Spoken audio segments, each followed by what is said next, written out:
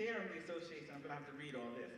So he's chair of the he's chair of the Assembly Committee on Labor, an executive member and former chairman of the Puerto Rican Hispanic Task Force. He's a proud husband, father of 3. He's a representative of the 85th Assembly District in the Bronx. It is my pleasure. Please join me in welcoming Assemblymember Marcos A. Crespo.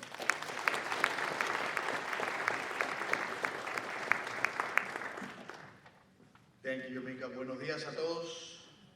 Buenos días. Buenos días. One more time. Buenos días. Buenos días. You're all officially bilingual. Congratulations. I am Assemblymember Crespo. I represent the Boogie Down Bronx. And I am a passionate supporter of educational choice, educational opportunity, and educational innovation. Now, because of that, I support my public schools, my charter schools, my parochial schools. I support schools that are dedicating themselves to give families what they want, what everybody wants. I don't care where you're from, what language you speak, we have something in common. We want our kids to have a great opportunity to be successful. And we all know and value the fact that a good education is a pathway to achieve that. And it starts early, and it has to continue through that process and grow.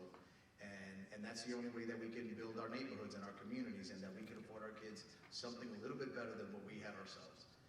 And my experience in this started early.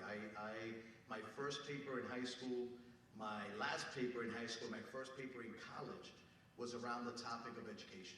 Not that I was an expert on it or anything like that, but it was what I had experienced. I was born in Puerto Rico.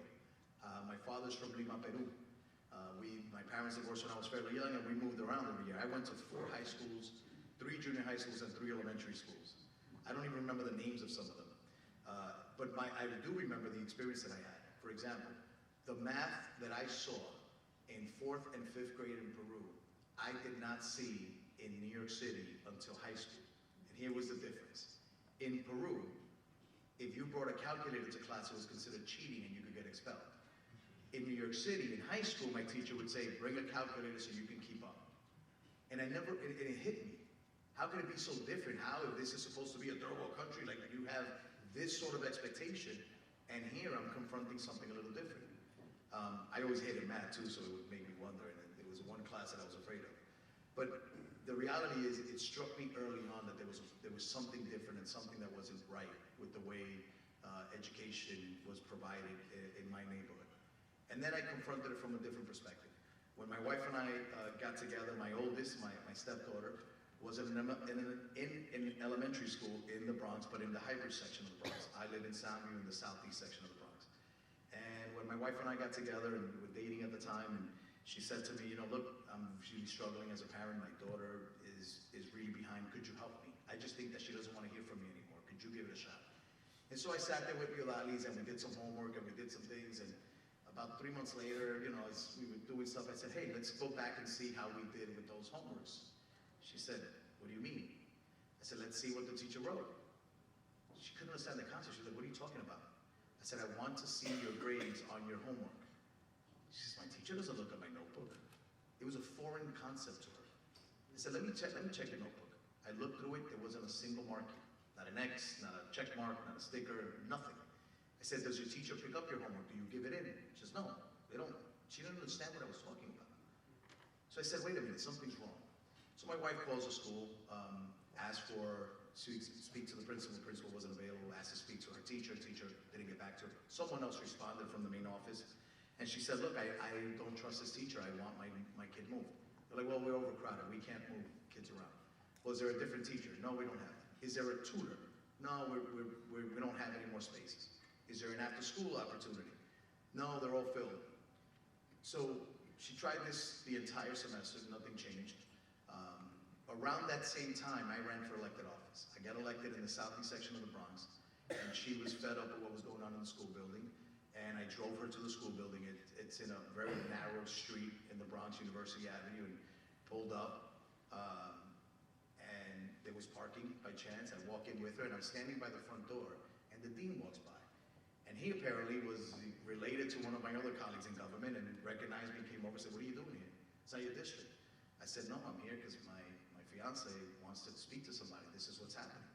The next day, they moved her to another classroom. They offered a tutor for English and math, and they asked us which of 2 after-school programs we wanted. after telling them to go F themselves, out of frustration, I said to my wife, look, why don't you, and she lived with her mom and her daughter, and I said, why don't you guys move in? You know, we're at that point, I think somebody's ringing behind you, by the way. I said, why don't you guys move in? I have a big apartment where our relationship is headed in the right direction. Let's move in together. Mind you, my mother-in-law's a Pentecostal minister. So what I was proposing was not okay. But it worked. And you know what we did? I had no choice but to put her in a Catholic school. Because we just were fed up with what was going on and we were looking for anything that was offering an opportunity. By the way, I didn't tell you this. During that process, the school said, it's not us. Your kid is struggling and we believe you should get an IEP. So we did that. And we went through a program and they gave us an IEP, and the person who administered it or gave my wife the results, I don't never forget her face walking out of there. I was waiting in the car, she comes outside, she's crying. I said, how'd it go? She says, they told me she's learning disabled, and they told me this person just said to me that I should consider vocational training for her in the future, in the near future, because she just was not going to catch up.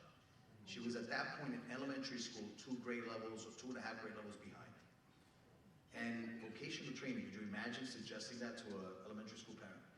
Mind you, my wife at the time was running a beauty salon with her mom, and so she left school early, she got pregnant early, and she didn't finish her schooling and had to go back, eventually get a GED and do all these things. And she, you know, life choices prevented her from continuing her education. So she was confronting the same sort of repeat situation, and she was frustrated as a parent. And so we took that news and we took the IEP and we went to a Catholic school, and they had a bridge program for kids who were behind. We were very lucky that they gave her a chance, and they put her in a classroom with only 10 or 12 students that were all struggling with, you know, a tailored curriculum, and they were one-on-one assistants. There was actually 2 teachers in the room. In 1 year, my stepdaughter caught up those grade levels. Matter of fact, she graduated in some classes with honors from her high school, and she's now a student at Queens College. And that experience, at the Sweet 16, my speech was not about her and all the great things that she's done. My speech was apologizing to her. Because I'll never forget that when they came back, when my wife told me that in the car about the IEP, I believed them. I remember saying to her, it's not your fault, it's her father. It's his genes. I remember saying to her, look, not every kid is gonna do well academically. Maybe they're right. Because I believed it. And I feel horrible at the fact that I was led to believe that about her. And I said to her at Sweet 16, I said, you know something, what I'm most proud of, and as we celebrate today, through the tears and everything else, because I'm a big softie, I said, you know what? I am sorry. I want to apologize to you because you proved me wrong and you're doing great. And she's, you know, doing great in college and doing her thing. And now I have my 2 little ones, my Irish twins. We had one in January and one in December of 2013. And I am now a proud charter parent. Both of them got in to Success Academy, and they're doing great. They're first, second grade now, and I got to tell you, it's been an incredible experience. But so on a personal level, I'm passionate about education because of what I've experienced, both as a student in the system, and like again I mentioned earlier, I've studied in Peru, I studied in Puerto Rico, I did a couple of years in Florida and different schools in the city of New York. And everywhere I've gone, it's been an eye-opening experience how different education approaches can be. But this idea that when we think about policy now as a legislator, and we try to set these sort of cookie-cutter rules, and everybody has to do it this way, and everybody has to teach like this, and every student has to behave this way, and every student has to perform, that's not real life. My kids are not all the same. I love them all, but they're all a little different. Some require a little more hugs than the others. Some require a little more attention. Some I have to talk a little stern to, and I know how to, because I get to know them. And I tailor my parenting to their needs so that I can best reach them and help them grow. And schools need to be able to do that, but we don't allow that in our traditional public school system. And I'm not suggesting that I don't support them. We give more money than everyone else and we get less results, and that has to stop. At some point, there has to be accountability. It can't just be give me more, and I'll give you less. That doesn't work. You wouldn't do it in your house budget. Why should we do it with the state budget? And so for me, it's simple. We need innovation, we need opportunities, and I will be damned if as a parent, I am told, or that I will impose on someone else to decide for them what's best for their kids. none of us as parents get another chance. One school year that they are denied a good opportunity can set them in the wrong path for the rest of their lives. So parents shouldn't have to sit around and wait for us to figure out the policies and politics of education and generation after generation end up struggling. And it's not every school. I have great public schools that within the limitations of the system and the bureaucracy are doing fantastic. And 3 blocks down, there's another school with the same population, same budget, and they're failing horribly. So it is a question of leadership, and not every person who's a teacher today should be in a classroom. Not everybody who's an elected official should be elected. And so, except we have to run for re-election, other folks have 10. So my thing is, let's start talking about this, not from the perspective of you versus me. At the end of the day, it needs to be about kids and families. And if we're honest with ourselves as elected leaders, we would listen to every family the same way. I can't pick those. I don't question when somebody walks into my office, are you a Democratic voter? I don't even ask. We offer them a voter registration card if they need one, but we don't ask where they're from. Did they vote? Did they support me? If we're there to provide a service, I'm there to represent everybody. And we should treat all of our parents in our communities the same way. And if they're charter parents, treat them just as respectfully, welcome them and visit those schools as much as you visit others. And I want to kind of close with this, because I know I've mentioned this earlier. I have a lot of colleagues who will tell you as a charter school in their district, I don't have a problem with you. You're doing great work. Just, I don't want to get involved. I don't want to deal with the politics. Or they'll tell you, let me know what you need from me locally, but then they go into conference and vote to take away your resources to continue to do the work you're doing. And I think the level of hypocrisy that exists amongst many of my colleagues in government at all levels, when they're talking about this issue, has to be called out, it has to be addressed. I am hopeful that there is a rise of new leaders that are gonna maybe not have some of this baggage carried with them, and they're gonna have an opportunity to set a new tone on how they view these issues. But as an educator and as a school, what I recommend you do is, number one, don't give up on those that you keep inviting and don't show up. Stay actively, connected to them, reach their offices. If you can't get the member there, at least get their chief of staff or their liaison or somebody, so that there's a voice in their office saying, hey, by the way, I went, and those kids weren't brainwashed. They were actually having a good time. They were doing innovative stuff. Somebody has to have that constant communication. Number two, mobilize your parents. You have to empower them to know how to be advocates for their school. And they have to not only be advocates when it comes to, we're in session, go up to Albany and read this talking point. No, visit those offices. Just show up at a member's office. Say, I'm a constituent. I would like to talk to my assembly member and let them know how I feel about this issue. Or here's a, write to them and do something. Consistently mobilize. And I think I can say this here. This is not a government, a program. And I'll say this, during election time, yes, for those that are helpful, be a presence for them. All of us struggle. Election season, let me tell you what my hardest thing is. It's not raising money. It's not, getting out and talking to people. It's when I have to collect petitions and I have to collect enough signatures and somebody has to go door to door and I don't have enough bodies helping me out. What do the unions do? They'll send me a team of people. So I'm going to be grateful to that union or to this organization or to this network or to this group of parents. So wherever possible that you have an organizing effort or an arm to your operation, make sure that you're talking about how to do politics the right way in your district, because that's also going to be something for members to remember, like, hey, they were there for me. Let me not be so, distant at this point.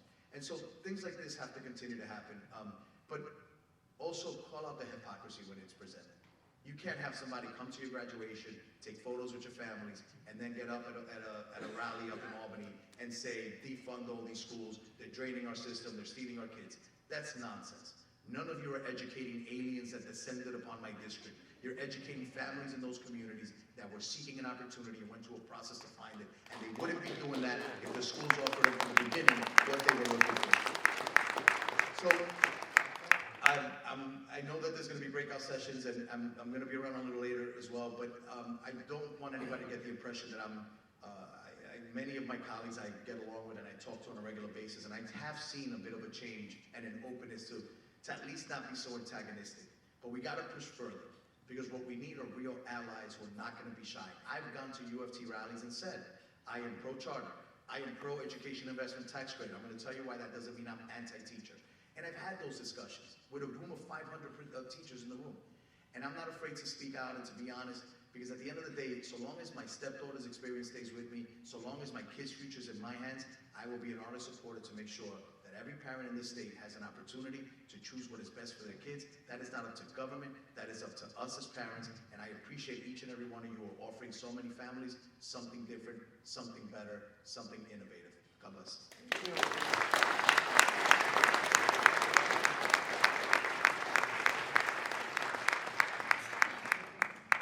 All right, I have to own it. That was my phone. My apologies. If you break it, right, you own it. I want to let everyone know that we're going to go right out now to our breakout sessions. Teach for a Champion will be down the hall. We have here our next presentation, which is Leading for Equity, How to Lead for Impact on Persistent Gaps and Disparities. We'll give everyone maybe 30 seconds, a minute to make the transition, and then we'll go right into the session here. Thank you.